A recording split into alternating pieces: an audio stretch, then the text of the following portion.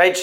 కొత్త తరం రాజకీయాలు పాత నాయకత్వానికి సవాల్, అన్ని పార్టీలు యువతపైన ఫోకస్, రాజకీయాల్లోకి కొత్త గాలి, యువశక్తిగా ప్రధాన పార్టీలు పట్టం, రాజకీయాల్లో మారుతున్న ట్రెండ్, యువత వైపే అన్ని పార్టీల అడుగులు, దేశంలో పెరుగుతున్న యువ ఓటర్లు, అన్ని అభిరుచులకు అనుగుణంగానే మార్పులు, భవిష్యత్ రాజకీయాలకు కేంద్ర బిందువుగా యువత, అవకాశాలను అందుకుంటే బంగారు రాజకీయ భవిష్యత్ పక్కా అని ఒక వార్తనైతే చూస్తూ ఉన్నాం.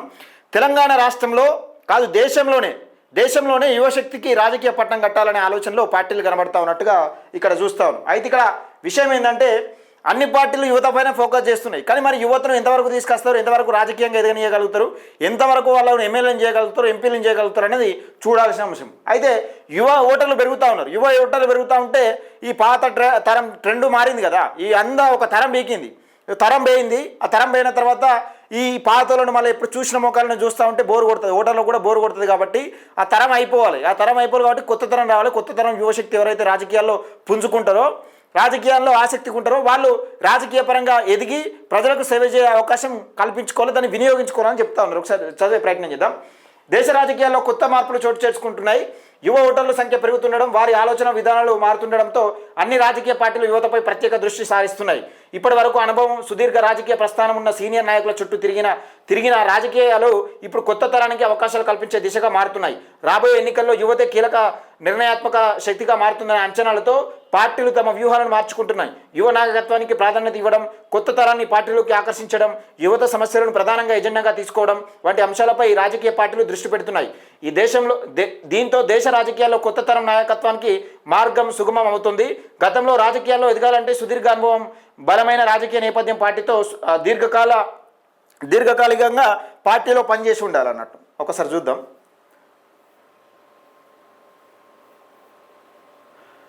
అనుబంధం కీలకంగా ఉండేది, కానీ ప్రస్తుతం పరిస్థితులు మారుతున్నాయి. దేశంలో ప్రధాన రాజకీయ పార్టీలతో పాటు వివిధ ప్రాంతీయ పార్టీలు కూడా యువతకు పార్టీలో కీలక పాత్రలు అప్పగించే ప్రయత్నాలు చేస్తున్నాయి.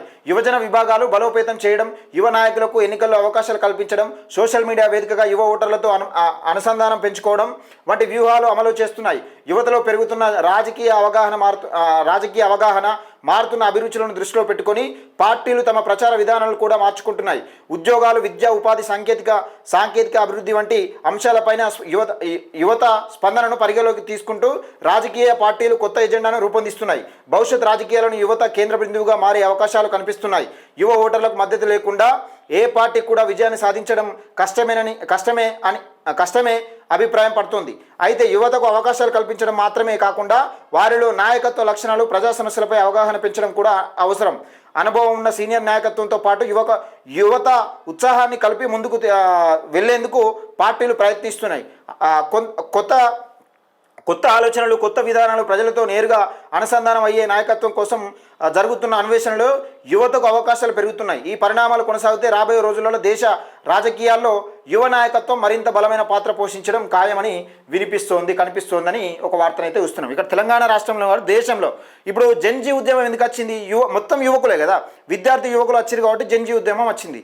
మరి నిజంగా ఈ నాయకత్వం మనం చూస్తా ఉన్నాం. బీఆర్ఎస్ కానీ, కాంగ్రెస్ కానీ, ఇంకా ఏ పార్టీలన్నా తీసుకోండి, ఈ కొత్తగా ఏర్పడ్డ పార్టీలు కాకుండా ఈ పాత పార్టీలు ఏవైతున్నాయో బీజేపీ, బీఆర్ఎస్, కాంగ్రెస్, ఈ పార్టీలు ఏవైతే యువకులు చాలా తక్కువ ఉన్నారు.